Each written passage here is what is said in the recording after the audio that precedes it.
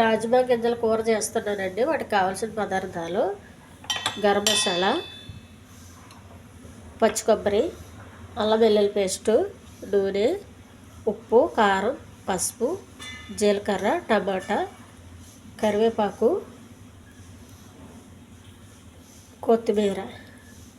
ముందుగా రాజ్మాలు ఉడికిస్తున్నానండి. రాజ్మా గింజలండి. స్టవ్ వెలిగించి పెనం పెట్టుకోవాలి. కొంచెం నూనె అండి. ఉల్లిపాయ వేగేంత వరకు ఒక స్పూన్ చాలు, ఎక్కువ అవసరం వద్దు.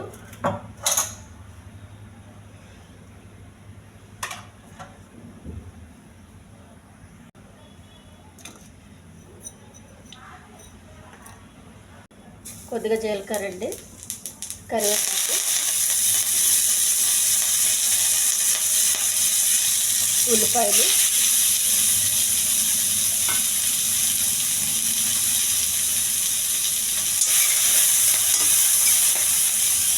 బిర్యానీ ఆకు అండి, చెక్క, లవంగము,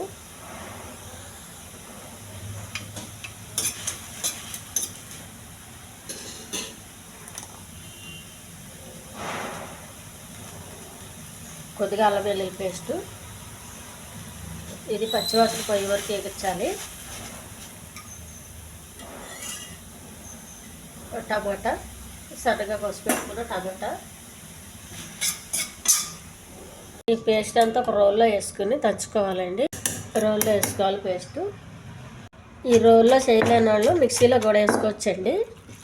దీన్ని పేస్ట్గా చేసుకోవాలి. పేస్ట్ అయిందండి. ఇది మొత్తం పెనంలో వేసుకోవాలి. ఈ పేస్ట్లో రాజ్మా గింజలు వేయాలండి. ఉడికించిన రాజ్మా, కొంచెం గరం మసాలా అండి, కొద్దిగా ఉప్పు, కొంచెం కారం, కొద్దిగా పసుపు.